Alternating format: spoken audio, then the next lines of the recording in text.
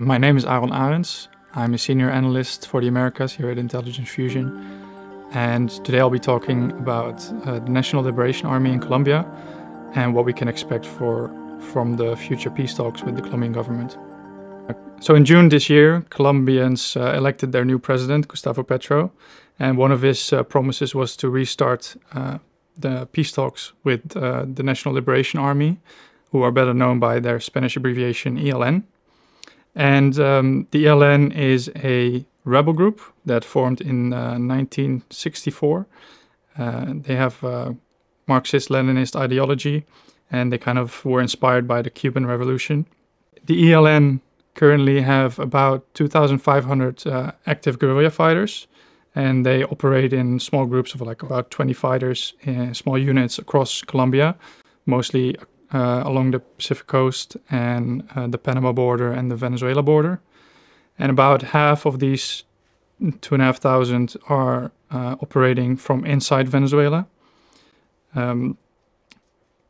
Officially, the Venezuelan government has designated the ELN as a terrorist organization, just like the United States, Colombia, and the EU.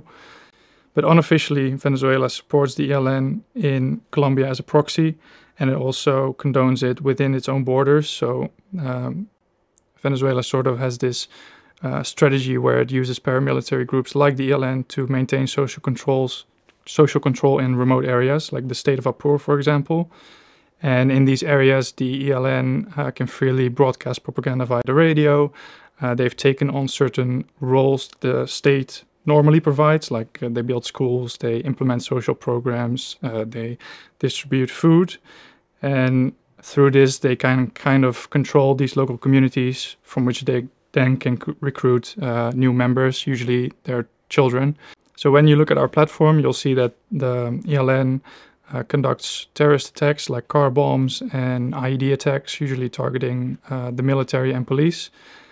Besides these attacks, they also are in conflict with not just the state, but also other armed groups, so paramilitary groups like Clan del Golfo, remnants of the FARC that are still active. So you'll see now and again battles between these various armed groups in Colombia as well.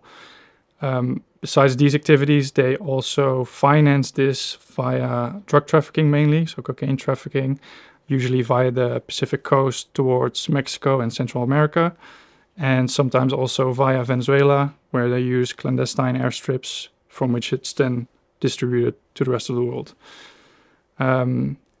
Besides cocaine trafficking, which is their main form of income, they also conduct kidnapping, so usually soldiers, but sometimes also civilians, for which they ask a ransom. And they also do a lot of illegal mining, especially inside Venezuela. There's a lot of illegal gold mining. So this is how they finance their operations.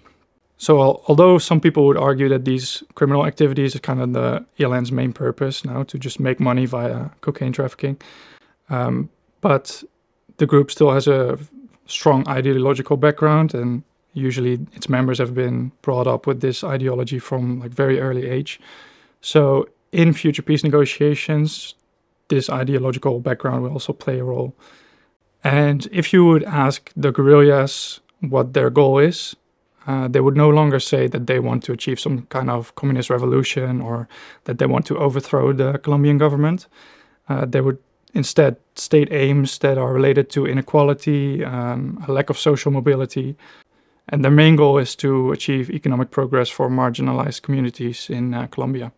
So now that the ELN has said it's open to peace talks, it has listed a few demands related to these issues of inequality, lack of social mobility. But eventually we will also probably see them demand more contentious things. Like, for example, if we look at the FARC, who have agreed a peace agreement with the government in the past, they required amnesty for their members. So even terrorist groups who have conducted atrocious attacks, they will require amnesty. Another thing is they will most likely want some sort of political representation. The FARC, when it was their turn to negotiate a peace with the government, they got 10 seats in Congress permanently, so it doesn't matter how many votes their political party gets, they have 10 seats in Congress. It will be likely that the ELN will demand some similar form of political representation. So there have been peace negotiations with the ELN in the past, Both sides didn't want to meet the other side's demands, so the Colombian government demanded the ELN releases all of its kidnapping victims. That didn't happen, and at the same time, the Colombian government kept pursuing certain leaders of the ELN, which was kind of a demand of the group to stop any prosecution. Eventually, these peace talks broke down when the ELN attacked a police academy in Bogota in 2019, where 22 people were killed. And so since then, there have been no peace negotiations. But now, looking into the future with the new president, there will be likely new peace negotiations. So if we look at peace negotiations with the ELN going forward, I think one place to look at is the 2016 peace agreement with the FARC. So the Revolutionary Armed Forces of Colombia, also known as the FARC, they are very similar as the ELN in terms of ideology, but they're different in terms of the way they're structured, so they're more centralized.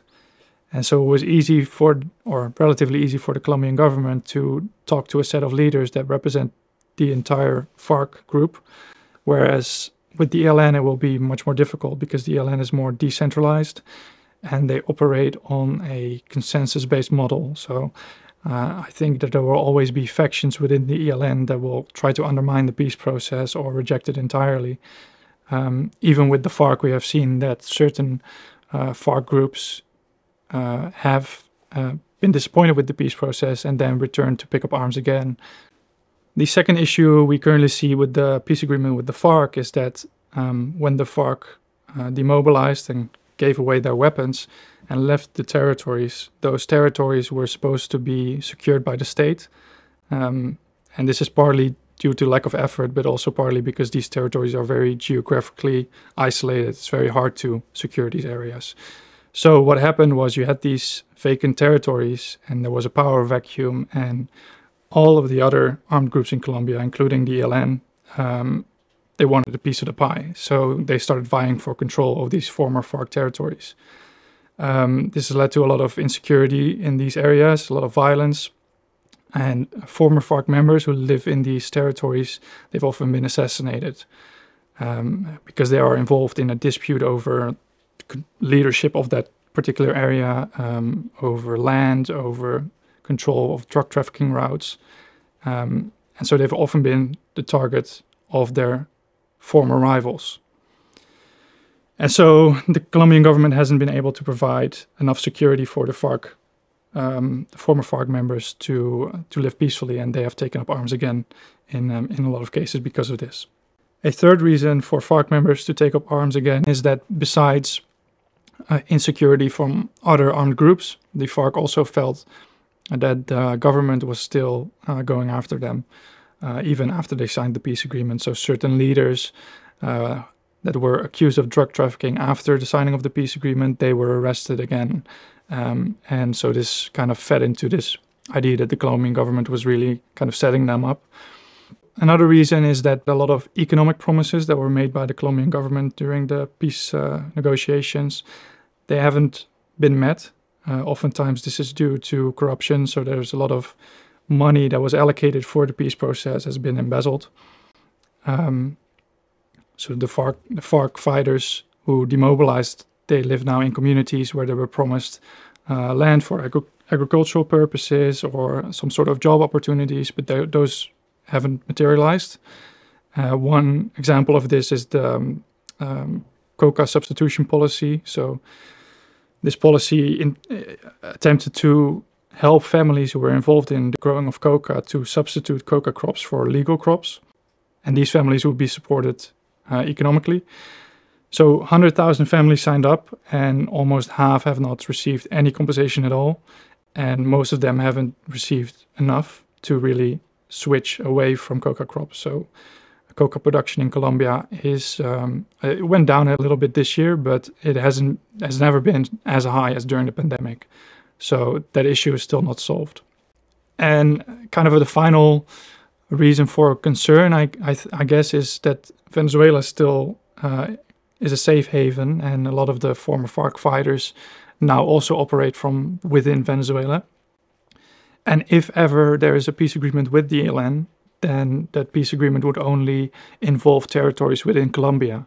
And so factions of the ELN that might disagree or might want to become dissident groups, they will have an easy safe haven in Venezuela like they already do.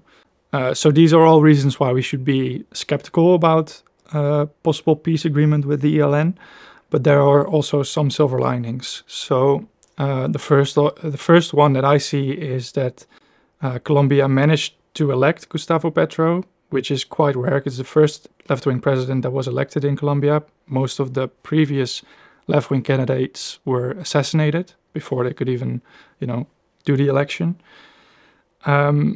And Gustavo Petro also has a history as a guerrilla fighter himself. So he was part of the M19. And this might give him an aura of legitimacy in the eyes of the ELN.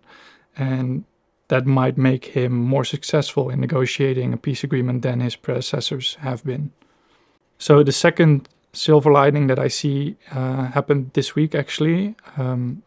Various other armed groups in Colombia, including Clan del Golfo, which is Colombia's largest paramilitary organization.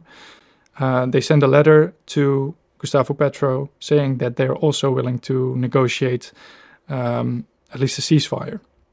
And this ceasefire would take effect when Gustavo Petro takes office. So this shows that the Colombian government has the opportunity to come to an agreement with not only the ELN, but also all the other armed groups that might, take over ELN territory if they're not dealt with. So this could solve the power vacuum issue that happened with the FARC in the past. However, I am quite skeptical that both the ELN and these other armed groups will completely lay down their arms. So I think most of these groups want some sort of amnesty for their leaders, but the appeal of drug trafficking in Colombia is just so great because the cocaine trafficking business is just, I think, too good to give up. And if it's not these groups that will continue that activity, it will be other groups. And where there's drug trafficking, there's armed groups, there's violence. But in the context of this, one last positive development was that during the 2016 peace agreement with the FARC, the Colombian government agreed to set up a commission that would investigate and analyze the last 50 years of armed conflict in Colombia. And that commission now has released a report, the Truth Commission report. And in that report, they have some recommendations related to a complete overhaul of the security forces in Colombia. And more importantly, I think, is the rethinking of drug policy in the country. And this doesn't mean that the legalization of drugs in any way will happen in the near future. But the fact that it's being talked about in this way shows that Colombia is willing to deal with its past. And it's, I think, a positive development that will ultimately help address the long-term issues like economic inequality and drug policy in its own right. So yeah, I think in the future there will be lots of ups and downs. There's a lot of things to be concerned about and skeptical about, but I think the overall trend is a positive one. Thank you for watching this episode of The Inside. If you enjoy our content, please subscribe to our YouTube channel.